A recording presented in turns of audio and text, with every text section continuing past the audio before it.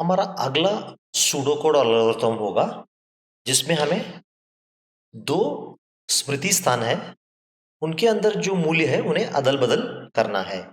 समझ लीजिए मेरे पास एक स्मृति स्थान है जिसका नाम है ए, दूसरा स्मृति स्थान या मेमोरी लोकेशन का नाम है बी। अगर इसके अंदर 25 है और इसके अंदर 0 है तो मैं ये चाहता हूं कि ए के अंदर 0 चला जाए और बी के अंदर 25 आ जाए। आप सोचते होंगे कि यार चलो मैं ऐसे कर सकता हूं, मैं ऐसे कहूंगा बी का वैल्यू ए के अंदर कॉपी करूंगा और बी को ए का वैल्यू दे दूंगा। आप ऐसे क्यों नहीं कर सकते? अगर आप ऐसे करोगे तो बिल्कुल गलत होगा। मैं बताता हूं क्यों नहीं कर सकते आप। समझ लीजिए मैंने ए और बी यहाँ पे टेबल बनाई, ए और बी के लिए। ए का वैल्यू मैंने 25 लिया, बी का वैल्यू 0 लिया। तो पहला स्टेप पे क्या होगा, जब मैं बी को ए का वैल्यू दूंगा ए बनेगा 0 या 0 या बी भी बनेगा 0।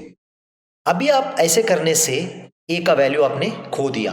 अगले स्टेप पे आप जब ए का वैल्यू बी को दे रहे हैं तो आपके पास 25 नहीं है, 0 है, तो 0 आप यहां दोगे तो भी कुछ वैल्यू चेंज नहीं होगा।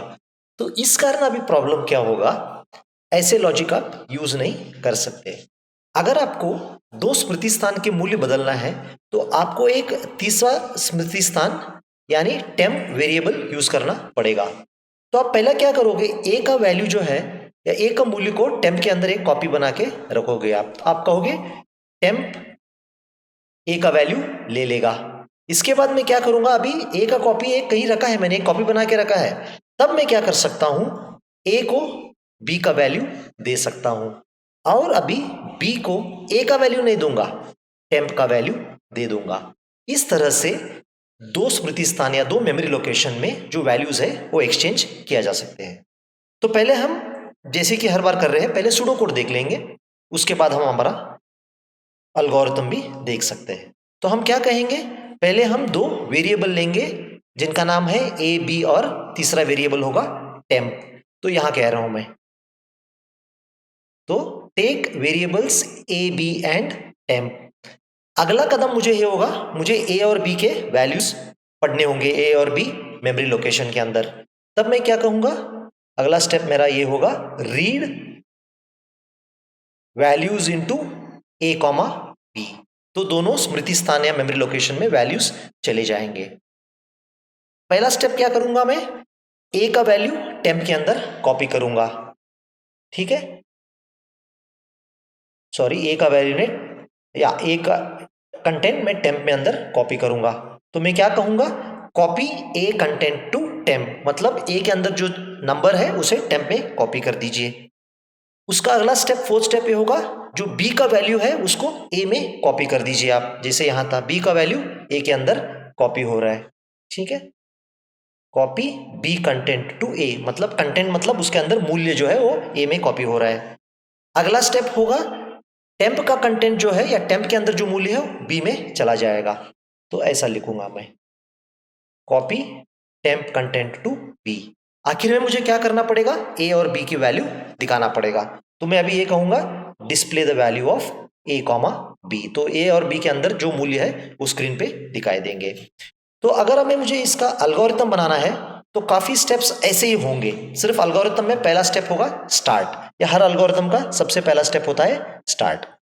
तो ये था a, write a algorithm to exchange two numbers, ठीक है। तो हर एल्गोरिथम का पहला कदम होता है स्टार्ट, तो मैं लिखूंगा स्टार्ट, ठीक है। स्टार्ट के बाद यहां पे भी क्या था, वेरिएबल ए बी और टेम्प। तो यहां पे भी हम तीन वेरिएबल लेंगे जिनका नाम है ए बी और टेम्प। मैं कोशिश कर रहा हूं कि वेरिएबल का नाम लाइट ब्लू कलर में दिखाई दे ताकि आपको पता चले कि ये वेरिएबल है। इसके आगे मुझे क्या करना है, ए और बी के अंदर यूजर से वैल्यू या मूल्य मांगना है। तो मैं क्या कहूंगा, read A comma B. Read A comma B मतलब ए और बी के अंदर मूल्य यूजर एंटर करेगा। इसके बाद मुझे क्या करना पड़ेगा, ए के अंदर जो वैल्यू है टेम्प के लिए या टेम्प के साथ कॉपी करना पड़ेगा। तब मैं क्या करूंगा, टेम्प लेगा ए का वैल्यू। अगला कदम क्या होगा, ए लेगा बी का वैल्यू, ठीक है।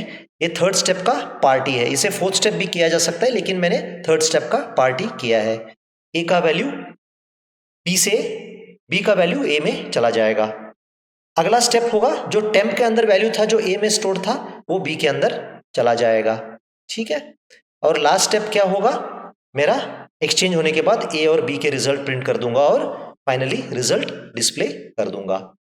अगर आप समझ लीजिए, मुझे इस लॉजिक को लिखा है हमने, लेकिन हमारा काम खत्म नहीं होता जब तक हम इस फ्लो चार्ट को टेस्ट करते हैं। तो इसको टेस्ट करने के लिए हम क्या करेंगे, एक छोटा सा टेबल बना देंगे जिस टेबल में 3 वेरिएबल के नाम होंगे, एक होगा ए, एक होगा बी और एक होगा टेम्प, ठीक है। तो अगर मुझे ए के अंदर समझ लीजिए -3 है, बी के अंदर 10 है, टेम्प के अंदर क्या है हमें कोई इंटरेस्ट नहीं है।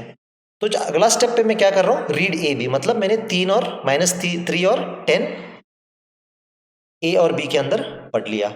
अभी मैं क्या कर रहा हूँ, टेम्प को ए का वैल्यू दे रहा हूँ, तो अभी टेम्प बन गया -3, ए रहा 10 और ए रहा -3। अगला स्टेप ए जो है बी का वैल्यू लेगा, तब क्या होगा, ए अगर बी का वैल्यू लेगा, ए रहेगा 10, ए रहेगा 10 और ए रहेगा -3। और इसके बाद मैं टेम्प का वैल्यू बी को दे रहा हूं। जब टेम्प का वैल्यू बी को दे रहा हूं तब ए बनेगा, ए रहेगा उतना ही, टेम्प रहेगा -3 और ए रहेगा -3।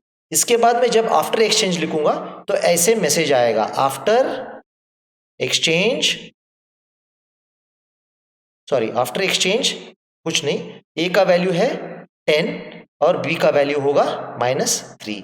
तो ये आउटपुट आपका स्क्रीन पे आएगा, आफ्टर एक्सचेंज 10 -3 जो है इसका आउटपुट दिखेगा। तो ये था एक प्रोग्राम जिसमें हम 2 स्मृति स्थान या 2 मेमोरी लोकेशन के अंदर जो मूल्य थे उनको एक्सचेंज कर दिया। और एक्सचेंज करने के लिए हमने एक सूडो कोड का लॉजिक भी बता दिया, आपको एल्गोरिथम का लॉजिक भी बता दिया। अगर आप देख सकते हो दोनों में कोई डिफरेंस नहीं, आपको जिस चीज से आप कंफर्टेबल हो लिख सकते हो।